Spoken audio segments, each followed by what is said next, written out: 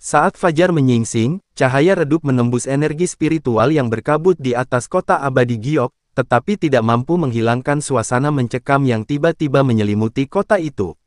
Di dalam Jade Immortal Mansion, di ruang jaga petugas kriminal, suasananya mencekam seperti es yang membeku.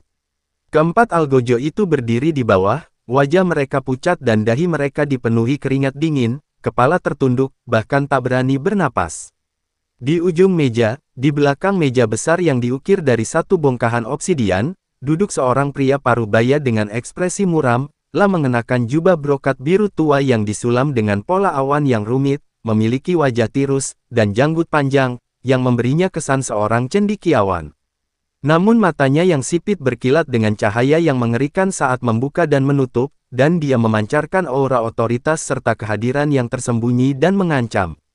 Dia adalah Fei Qing, kepala pelayan agung Istana Dewa Giok. Dalam semalam, dua orang yang sehat sepenuhnya menghilang tepat di depan mata Anda. Suara Fei Qing tidak keras, bahkan agak datar, tetapi bagi keempat diaken itu, suara itu seperti alat pemecah es yang menusuk tulang mereka.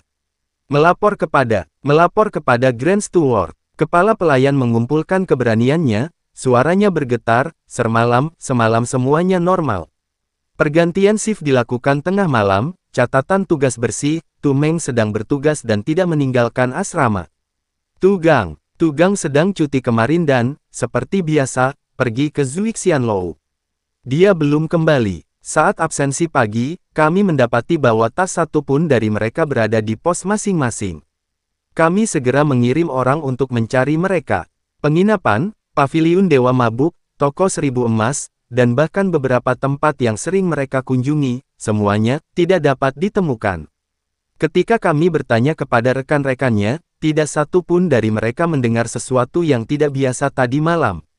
Bagaimana dengan formasi asrama? Apakah sudah diaktifkan? Apakah ada tanda-tanda orang luar menerobos masuk? Fei Qing menyela laporan pelayan, ujung jarinya mengetuk ringan permukaan meja obsidian, menghasilkan suara yang renyah dan berirama. Formasi tersebut beroperasi normal, dan tidak ada catatan bahwa formasi tersebut telah diaktifkan. Kami telah memeriksa dengan saksama kediaman Tu Meng dan halamannya, baik di dalam maupun di luar, tetapi tidak menemukan tanda-tanda perkelahian, maupun aura sisa atau fluktuasi magis apapun. Semuanya tampak normal secara aneh. Seorang diaken lainnya menambahkan, wajahnya dipenuhi rasa tidak percaya. Ini sangat normal. Fei Qing mengulangi kalimat itu, matanya yang sipit sedikit menyipit, cahaya dingin semakin intens. Dua kultivator tingkat 4 alam abadi atas, terutama Tu Meng, yang sedang bertugas dan berada di dalam asrama di bawah perlindungan susunan sihir, tiba-tiba menghilang tanpa jejak. Tanpa meninggalkan jejak sama sekali. Fei Qing berdiri, berjalan perlahan ke jendela, dan memandang langit di luar yang perlahan semakin terang, tetapi tatapan matanya menjadi semakin dalam. Tugang dan Tu Meng adalah kaki tangan kepercayaannya, yang secara pribadi ia promosikan untuk menangani urusan gelap, terutama kasus di Lohunpo beberapa waktu lalu. Sekarang, keduanya menghilang tanpa jejak, entah hidup maupun mati, yang jelas tidak normal. Akhir-akhir ini, apakah ada orang di kota ini yang menanyakan tentang hal-hal yang seharusnya tidak mereka tanyakan? Tanya Fei Qing tiba-tiba, membelakangi para pelayan. Para pelayan saling bertukar pandang. Salah satu dari mereka sepertinya teringat sesuatu dan ragu-ragu sebelum berkata, melaporkan kepada kepala pelayan, beberapa hari yang lalu, sepertinya ada desas-desus bahwa seseorang di paviliun Ziwen di Gang Gelap Distrik Barat menghabiskan banyak uang untuk menanyakan tentang lereng jiwa yang jatuh. Terutama, tentang kultivator pria dan wanita itu. Tapi hantu tua paviliun Ziwen bungkam, dan orang-orang kita belum bisa mengetahui siapa sebenarnya mereka.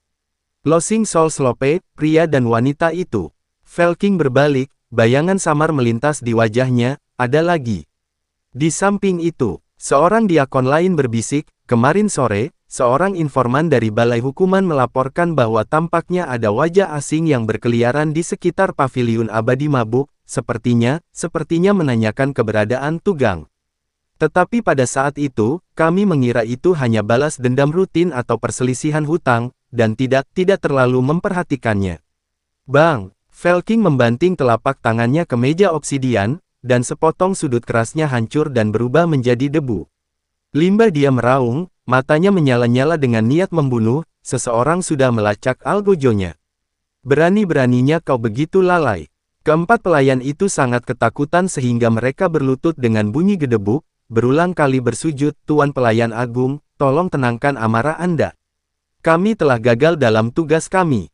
Kami pantas mati. Dada Felking sedikit naik turun saat dia menekan amarah yang meluap dan rasa gelisah samar yang muncul dalam dirinya. Hilangnya saudara-saudara Tu, penyelidikan tentang insiden lereng jiwa yang jatuh dan Sang Algojo, hubungan antara kedua peristiwa ini terlalu jelas. Mungkinkah kenalan lama pria dan wanita itu datang mencari kita? Namun menurut informasi intelijen, kedua orang itu tidak memiliki dasar di surga ke-13. Bagaimana mungkin mereka mengundang ahli misterius seperti itu yang bahkan bisa secara diam-diam menipu formasi asrama? Atau mungkin mereka benar-benar menemukan sesuatu ketika mereka menyusup ke sekitar kediaman penguasa kota, dan ini melibatkan lebih dari sekadar mereka. Banyak sekali pikiran yang melintas di benak Fei Qing.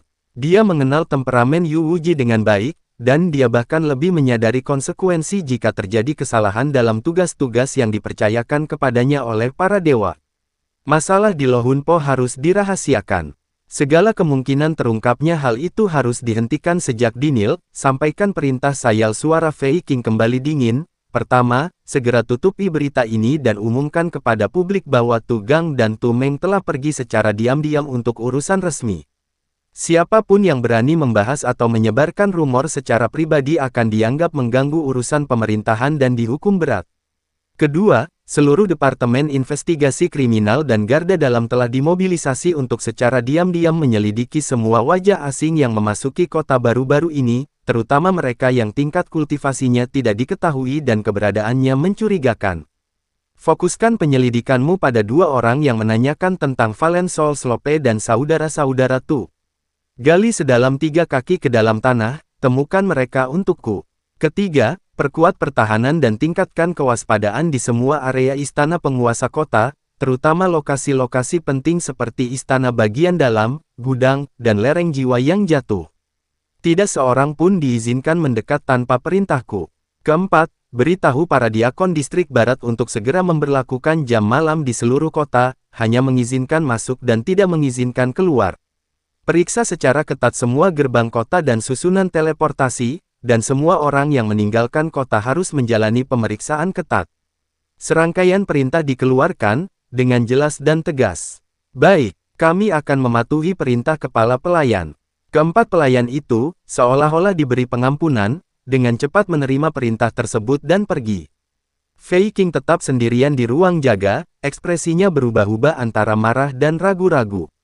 Dia berjalan ke dinding, membuka kompartemen tersembunyi, memperlihatkan deretan kotak blok yang tersusun rapi, masing-masing dengan label. Jari-jarinya menelusuri beberapa kotak giok, akhirnya berhenti pada salah satu yang berlabel Jiaksu 73. Di dalamnya terdapat kristal pemurnian jiwa, yang terbentuk dari pecahan jiwa Musa dan Liu Qingyin yang dikumpulkan dari susunan pemurnian jiwa di lereng jiwa yang jatuh. Seperti biasanya, kristal pemurnian jiwa tingkat ini perlu diperkuat dan dipenjara secara berkala menggunakan formasi khusus, dan dilaporkan kepada klan dewa. Mungkinkah, memang itulah tujuan mereka datang ke sini? Felking bergumam sendiri, matanya berkedip ragu-ragu. Instingnya adalah segera memeriksa apakah kristal pemurnian jiwa itu aman, tetapi kehati-hatian selama bertahun-tahun membuatnya berhenti di tempatnya. Situasinya sekarang tidak jelas. Jika aku gegabah pergi ke ruang penyimpanan rahasia tempat kristal pemurnian jiwa disimpan, aku mungkin akan menjadi sasaran. Dia merenung sejenak, lalu mengeluarkan jimat giok komunikasi yang dibuat khusus, menyalurkan kekuatan magis ke dalamnya, dan membisikkan beberapa kata.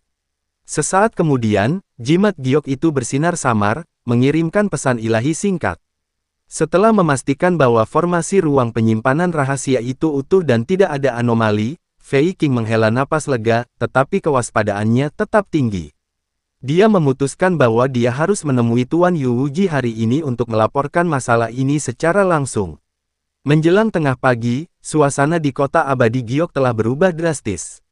Gerbang kota dan jalan-jalan utama, yang sebelumnya relatif terbuka, tiba-tiba dipenuhi oleh sejumlah besar penjaga Yuxianfu yang mengenakan baju zirah biru dan memancarkan aura yang ganas.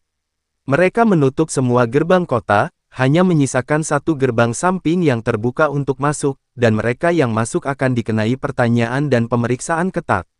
Jumlah tim patroli di kota telah berlipat ganda, dan tim yang semula beranggotakan 3 orang telah diperluas menjadi tim beranggotakan 10 orang.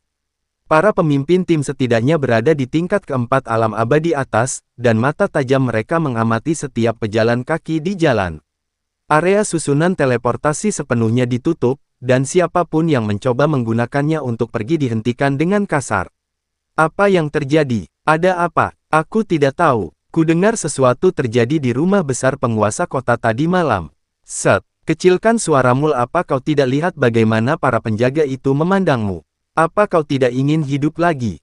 Pemandangan seperti ini, aku belum pernah melihat yang seperti ini selama ratusan tahun, kan? Mungkinkah ada tokoh penting yang akan datang? Atau, para biksu di jalan itu berbincang-bincang di antara mereka sendiri, tetapi mereka semua berbicara pelan, wajah mereka menunjukkan keterkejutan dan kegelisahan. Kota abadi Giok telah damai terlalu lama, dan ketegangan mendadak serta pemberlakuan darurat militer ini membuat semua orang merasakan firasat buruk yang akan datang. Beberapa pihak yang berpengetahuan luas atau jeli menahan para pengikut mereka, menutup pintu, dan menunggu untuk melihat apa yang akan terjadi. Di dalam rumah hutan bambu, Chen Ping, Ming Li, Lian Xing, dan yang lainnya tentu saja langsung menyadari perubahan di kota tersebut. Mereka bergerak sangat cepat. Ming Li mengintip melalui celah-celah hutan bambu, memperhatikan peningkatan jumlah penjaga yang berpatroli di jalanan yang jauh, alisnya sedikit mengerut. Sepertinya hilangnya saudara-saudara Tu telah meningkatkan kewaspadaan tinggi di prefektur Dewa Giok. Seluruh kota berada di bawah hukum darurat militer, tidak ada yang diizinkan masuk atau keluar, mereka sedang memeriksa kita. Wajah monyet itu memucat, dan dia dengan gugup meremas-remas tangannya, senior, apa yang harus kita lakukan sekarang? Gerbang kota dan susunan teleportasi telah disegel, bagaimana kita bisa keluar? Kakak macan tutul juga tampak serius, reaksi Istana Abadi Giok kali ini mungkin bukan hanya karena 2 algojo tewas. Si anjing tua Felking pasti merasakan sesuatu. Lian Xing menatap Chen Ping, yang sedang beristirahat dengan mata tertutup dan ekspresi tenang, lalu berkata dengan suara berat, "Senior, intelijen kami baru saja menyampaikan berita pasti. Investigasi di dalam Istana Dewa Giok dengan jelas menunjuk pada 2 wajah asing yang menanyakan tentang lereng jiwa jatuh di Paviliun Ziwen beberapa hari yang lalu. Mereka saat ini sedang melakukan pencarian rahasia di seluruh kota untuk siapapun yang sesuai dengan deskripsi mereka. Meskipun kami bersembunyi dengan baik di sini, kemungkinan besar ini bukan tempat bagi kami untuk tinggal lama." Chen Ping perlahan membuka matanya, tatapannya dalam dan tenang, seperti yang diharapkan. Felking bukanlah orang bodoh. Dia pasti menghubungkan kematian saudara-saudara Tu dengan masalah senior Musa. Pemberlakuan hukum militer dan pencarian adalah reaksi yang tak terhindarkan. Dia berhenti sejenak, lalu menatap Lian Xing, "Kau tadi bilang kau punya cara untuk mengacaukan keadaan," membuat Felking curiga, dan mungkin bahkan memancingnya menjauh dari gunung. "Bagaimana perkembangannya?" Lian Xing tersentak dan dengan cepat berkata, "Orang-orang kita sudah mulai bertindak. Melalui beberapa perantara yang terhubung dengan diakon luar Istana Dewa Giok tetapi tidak terlalu dapat diandalkan, mereka telah menyebarkan beberapa pesan yang sulit diverifikasi kebenarannya. Pertama, ini menyiratkan bahwa saudara-saudara Tu dibungkam karena mereka mengetahui detail-detail mencurigakan tertentu dari transaksi di dalam Jade Immortal Mansion, terutama yang melibatkan alokasi sumber daya dan penanganan material khusus tertentu. Kedua, insiden ini mungkin terkait dengan beberapa tetua di pemerintahan luar yang tidak puas dengan kendali Fei King atas urusan internal. Mereka diam-diam menyewa seseorang untuk membalas dendam, dengan maksud untuk mematahkan pengaruh Fei King dan merusak prestisenya. Ketiga, dan yang paling halus, disebutkan bahwa batu-batu di Valen Soul Slope mungkin tidak padat, yang menyiratkan bahwa Soul Refining Arai atau item terkait mungkin mengalami kerusakan. Pesan-pesan ini disebarkan dengan sangat hati-hati, melalui saluran yang berbelit-belit, sehingga seharusnya tidak dapat dilacak kembali kepada kami dalam jangka pendek. Namun, mengingat sifat Felking yang penuh kecurigaan dan penekanannya pada kekuasaan, mustahil baginya untuk tetap acuh tak acuh ketika mendengar desas-desus ini. Terutama yang terakhir, yang melibatkan kristal pemurnian jiwa, yang merupakan penyelamat hidupnya sekaligus sumber ketidakamanan terbesarnya. Chen Ping mengangguk, bagus sekali. Yang paling ditakutkan Fei Qing sekarang adalah terungkapnya masalah lereng jiwa yang jatuh dan kristal pemurnian jiwa akan mengalami masalah. Rumor tentang perselisihan internal juga akan membuatnya ragu untuk bertindak gegabah dan tidak berani dengan mudah menggunakan semua sumber dayanya untuk menyelidiki. Sebaliknya, dia mungkin lebih mengandalkan orang-orang kepercayaannya, atau secara pribadi memastikan apakah apa yang paling dia pedulikan aman. Apakah maksud Tuan Chen bahwa dia kemungkinan akan mengambil tindakan hari ini? Tanya Ming Li. Pemberlakuan darurat militer dan penggeledahan ditujukan untuk ancaman eksternal. Menstabilkan situasi internal dan memastikan keamanan rahasia inti adalah hal yang perlu lakukan lebih mendesak saat ini. Tatapan Chen Ping sedikit dingin. Terutama karena, jika dia akan menemui Yu Wuji untuk melapor, dia mungkin akan pergi ke suatu tempat terlebih dahulu. Ruang penyimpanan rahasia tempat kristal pemurnian jiwa disimpan. Liansing menyela, dengan kilatan cahaya di matanya.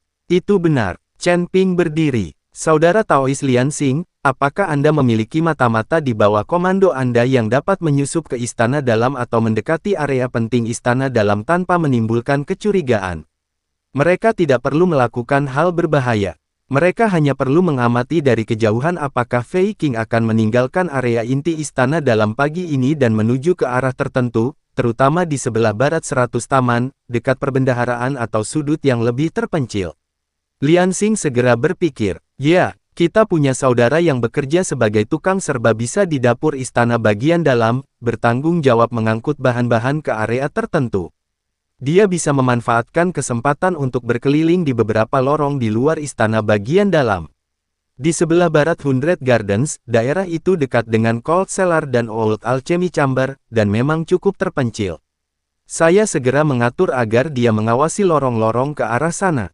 Bagus sekali. Chen Ping menatap Ming Li dan kakak macan tutul. Kalian berdua terus awasi kegiatan pencarian dan penangkapan di kota serta reaksi para petinggi di istana Dewa Giok. Monyet, kau tetap di sini dan jangan keluar. Senior, maksud Anda? Liansing samar-samar menebak rencana Chen Ping. Jika Fei Qingzhen benar-benar terganggu oleh rumor dan khawatir tentang kristal pemurnian jiwa, dia seharusnya pergi sendiri ke ruang penyimpanan rahasia untuk memeriksanya. Suara Chen Ping tenang, namun mengandung tekad yang teguh, itulah waktu terbaik bagi kita untuk bergerak. Peluangnya jauh lebih besar di jalan terpencil menuju ruang bawah tanah rahasia daripada di kolam roh yang diselimuti oleh susunan sihir.